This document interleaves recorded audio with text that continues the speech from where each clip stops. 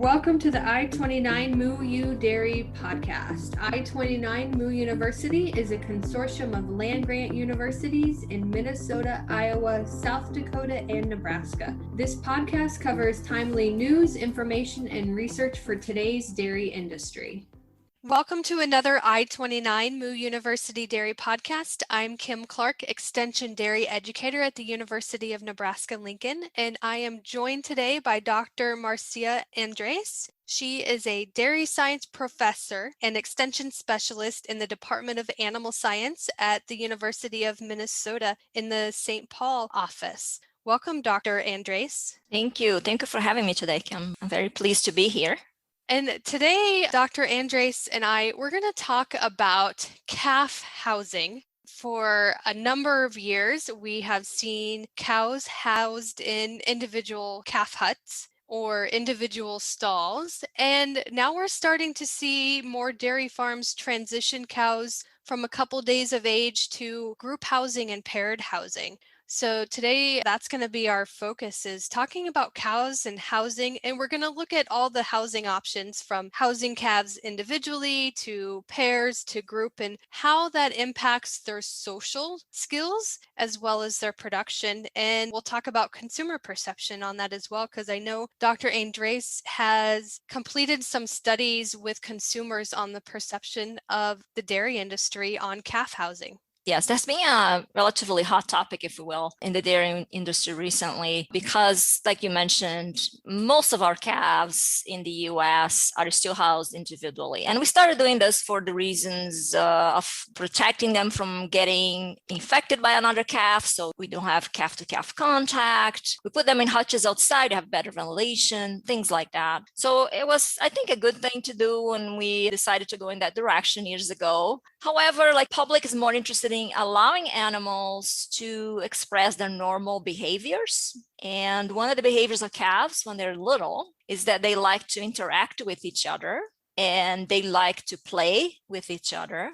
And I think by putting them in a hut for 60 days until they get weaned and precluding them from that interaction is something that the consumer is concerned about, or the public, I should say, not necessarily consumers, but the public in general. So we wanted to know, is there a difference in performance? Is there a difference in health? So what we find is, if you look at the summary of studies that compared individually housed calves with either pair or group housed calves, I would say half of the studies actually show a benefit to performance. They actually gain more weight when they are group housed because their starter intake tends to go up. So you're feeding the same amount of milk, however, they learn from each other to eat more starters. And you might be feeding more milk too when you group house them. So basically, the studies have shown some benefits in terms of performance or no difference. So it's almost half and half. Half of the studies show no difference in performance, half of the studies show benefit in performance or starter intake. Then we come to health. And health is a big thing, especially for veterinarians, as we think about putting two animals together that are very young. They don't have a very well-developed immune system. So that could be a problem, right? However, if you look again at the studies done so far, if we have calves in pairs or smaller groups, even though the studies that have been done so far are not very large in terms of sample size, so we need a larger study yet. But for the most part, if you look at these studies, again, in groups that are smaller than, say, 10 calves, 8 calves, we do not see a difference in health either. So I think that allowed some producers to feel more comfortable switching to groups. We need to be careful here that if we don't characterize the groups very appropriately, we get to these very large groups that sometimes manufacturers of automatic feeders recommend of 25, 30 calves. And in those situations, our research team has seen some issues with health. So those calves, because you have so many together, you are exposing them to more pathogens. And some of our large farms like that, especially the ones that have mixed age groups, in these group housed situations, we see more disease. So again, important things to keep in mind, if you're going to group house them, ideally you want to have less than maybe 15 calves per group, if possible. We want to reduce the range of age within that group, ideally less than a week. And of course, a small dairy cannot do that. So a small dairy might have to pair house them instead of group house them. And we want to feed them enough milk because research in Europe especially has shown that if we do not feed enough milk per feeding in a group house situation or pair house situation, calves start sucking each other because they're not satisfied and they need to kind of satisfy their suckling behavior. So it's important that we feed enough per meal. I'd say at least 2.5 quarts per meal. And that we feed them, ideally, if we can feed more than twice a day, it would be preferable. But if we're doing manually, it gets to be kind of difficult. There are some farms in Minnesota feeding 3 times a day, about 2.5, 3 quarts per time, so 9 quarts per day. With automatic feeders or with ad libitum feeders, you can feed a lot of milk to them. So they're satisfied and they do not suck each other as much anymore. So you're 2.5 to 3 quarts per feeding. What age would you have that recommendation? Yeah, you cannot start right away, right? So we're gonna speed them up, if you will. We start with a smaller meal for a very young calf, but I don't like going less than 2 quarts right away, actually. And then we can get it higher to like 3 quarts at a time. In automatic feeders, that's easier. Like I said, if you're doing manual feeding, there's different size of bottles now that you can use. So bottles that are 2 quart, 3 quart, even 4 quart bottles are huge.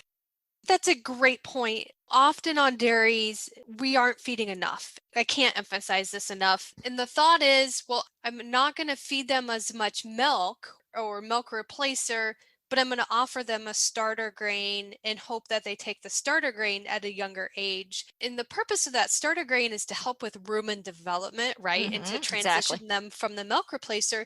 And so although the dairies are feeding less milk and milk replacer, the calves are still hungry because they're not taking that starter grain because it's not to compensate for nutrition that is not there from the lower milk replacer. Thank you for bringing that up. Until about 3 weeks of age, they don't eat enough starter, really. I mean, they're going to start nibbling on it about 3 days of age, right? They're investigating, eating a little bit of it, but there's not enough nutrition from that, and the rumen is not yet developed. They're not going to get enough nutrients. And that's a myth that we have. You're right. No, we don't have to feed them milk because they're going to eat starter, not at a very young age. So we need to kind of provide that nutrition from milk. After all, they're mammals and they drink milk when they're young. And once they start eating more and more starter, then you can start weaning them. Ideally, you want to wean them gradually. So you don't just abruptly wean them. You give them less milk over a period of a week or so, 10 days in the feeders. That's what people normally do, or with feeding manually too. So you do gradually wean them, so that stimulates those older calves that are closer to weaning to eat more starter. And that's what you want, right? Because then the rumen is more developed at that age. And calves do start ruminating really early. It's amazing. I go to these farms and I see a little baby calf that might be, 2 weeks old and is already kind of ruminating. They do nibble and ruminate a little bit, but it's not enough. Thank you for bringing that up, Kim. Yep. So coming back to being possible from a management perspective on the farm, we wanted to know what the public thought about that. So we did do this research that you mentioned, where my grad student and I and some collaborators, colleagues, and other grad students that helped with this, we went to the Minnesota State Fair. And Minnesota State Fair, we think of it, supposed to be an ag fair, but it's really I'd say, urban fair. A lot of people that come to the state fair are people from the city. And we wanted to know what that urban population would think about calf housing. And so this was a very short survey, of course, because we're doing this at the state fair. People don't have time. They have to go get their fried stick of everything. So anyway, they're busy, right? So we're told to keep the survey to a max of like 10 minutes. So we couldn't ask everything we wanted to. We were able to get about over 80%. So 83% of our population were urban or suburban. So we're very happy that most of the people taking the survey were more representative of the general public, if you will. And we had close to 1,800 people participating, and about 500 of those were young participants. We had 2 surveys, one for the 5 to 17-year-olds, and then one for adults. And interesting enough, when we ask about calf housing, and we were basically comparing individually housed with a pair and with a group, okay? Basically, the preference and acceptance was highest for group housing. And we didn't specify an age.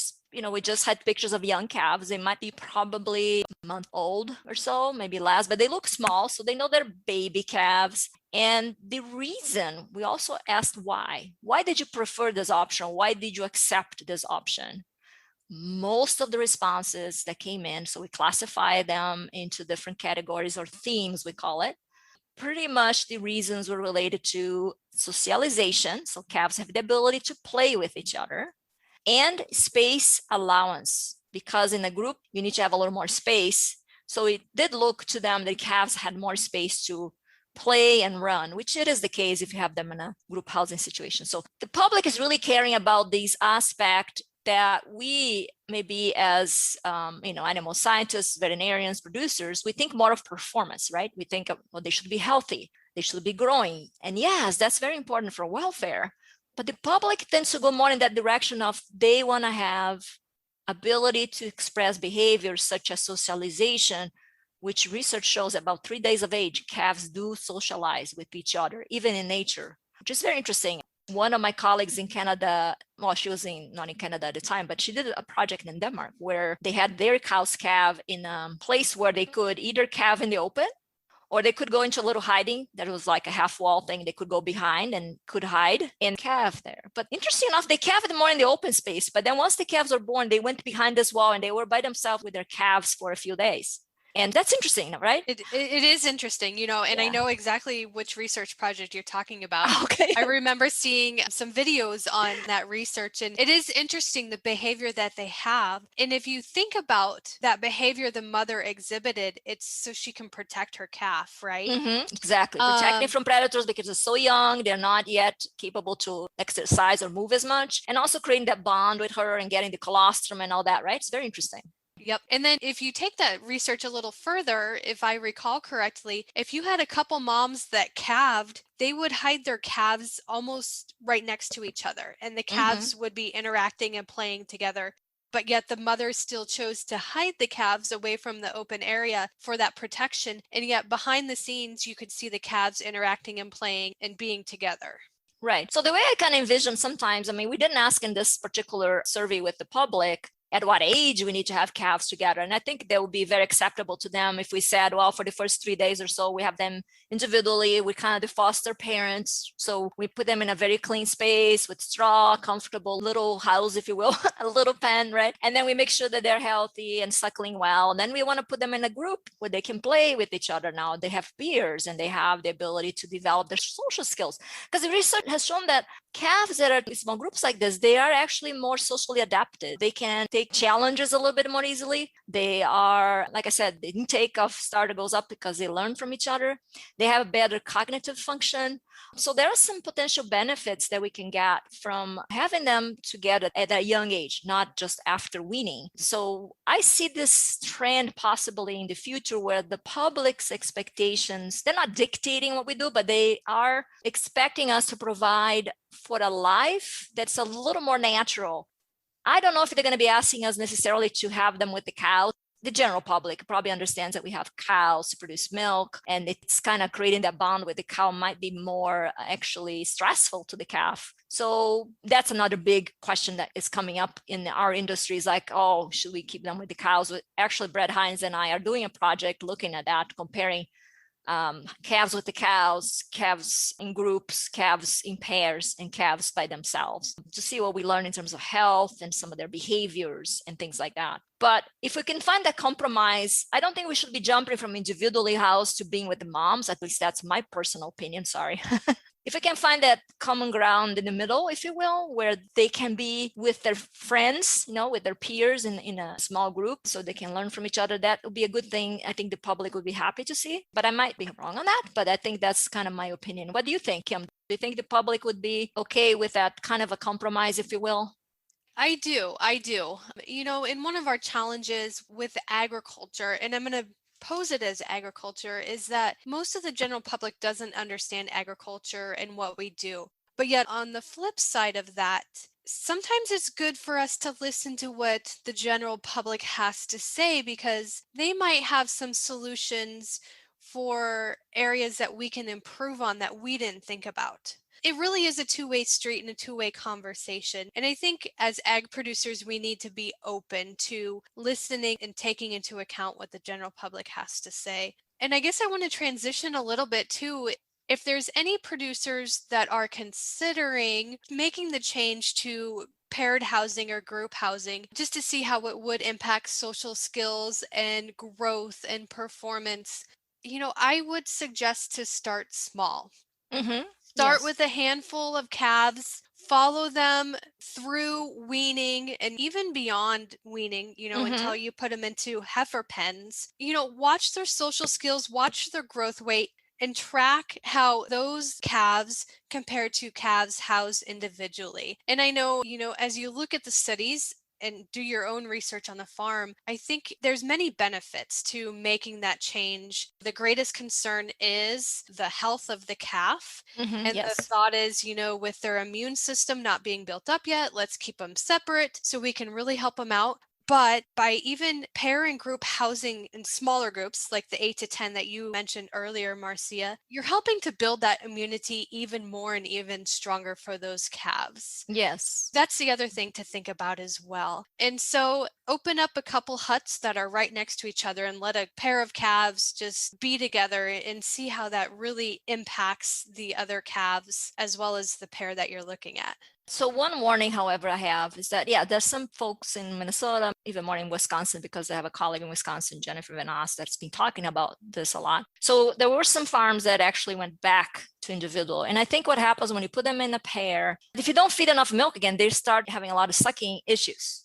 And of course, we don't want that because we know those heifers will probably most likely have mastitis or lose a teat, etc. So be forewarned, if you're going to put them in groups, try to not starve them. Try not to feed only 4 quarts a day, because if you feed only 4 quarts a day, which is still done quite a few farms, unfortunately, we're not going to be satisfied with that option. We're going to say this doesn't work. So be careful how you do this, is my point.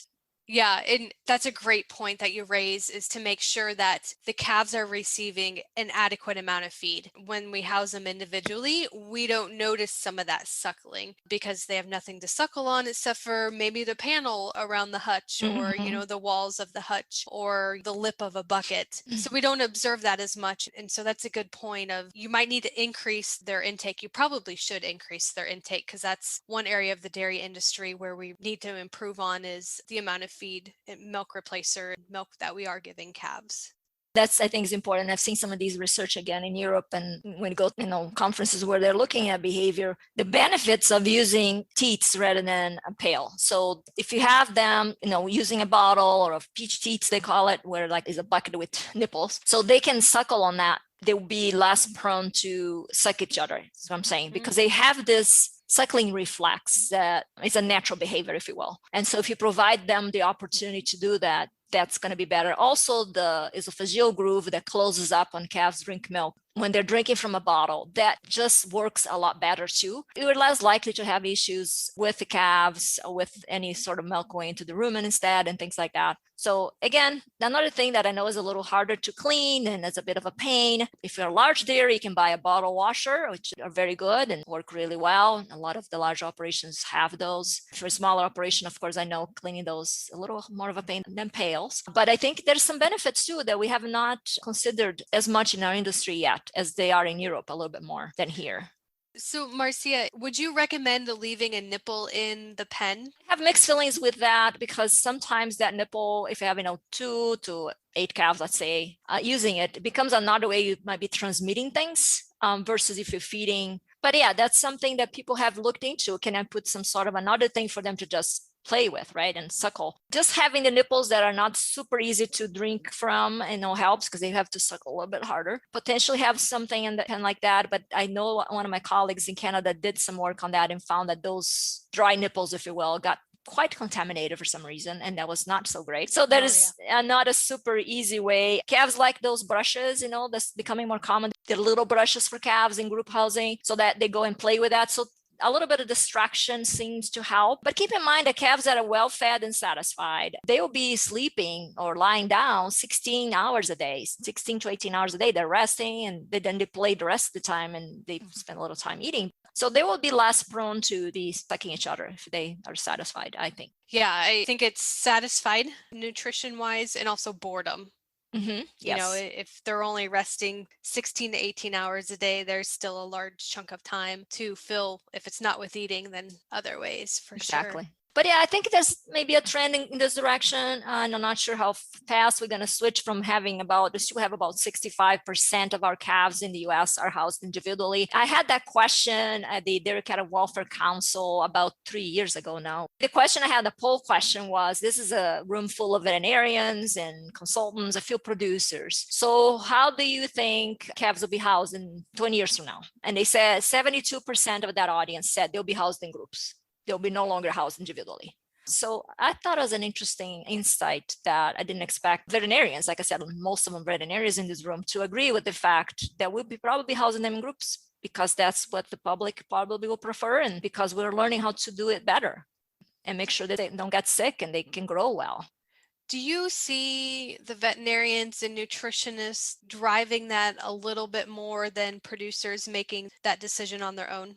Yeah, the veterinarians are very key advisors, if you will, on the farm, right? So if the producer asks their veterinarian, and I think nutritionists might be more open to that, maybe veterinarians are more concerned with health, right? So if the veterinarian is kind of more used to the way things are and was schooled more years ago, and that was the concept, is going to have to be individual. It might be something the veterinarian might say, no, don't do that. Your calves will be all sick and you're going to have more high mortality, etc. So yeah, they're definitely an influencer. So I think that's why we need to have the veterinarian community looking more into this and understanding how can it be done right, so that we can advise producers in the best way possible so they can be successful doing this. So veterinarian is very important on a farm, Kim. I think that's the person the producers listen to the most. I think we need to work more with veterinarians and kind of make them aware of all this research that we just talked about and how can it be done right.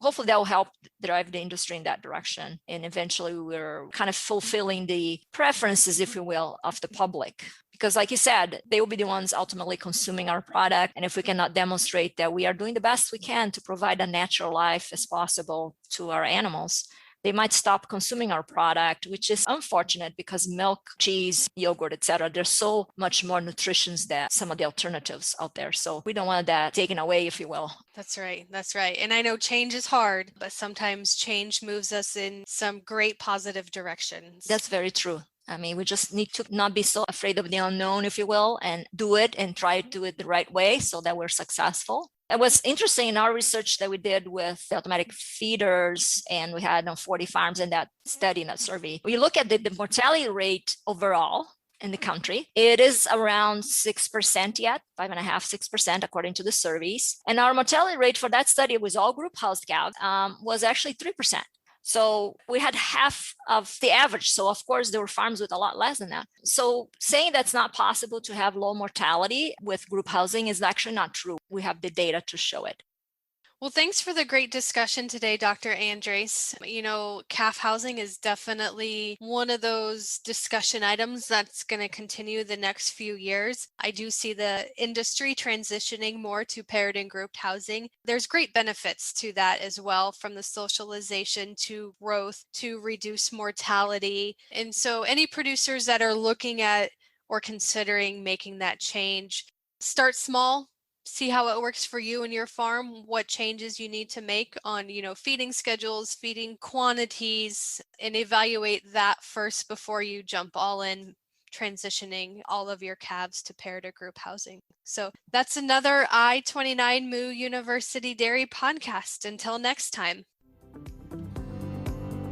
I-29 Moo U is an equal opportunity provider. For the full non-discrimination statement or accommodation inquiries, go to extension.iastate.edu/diversity/ext.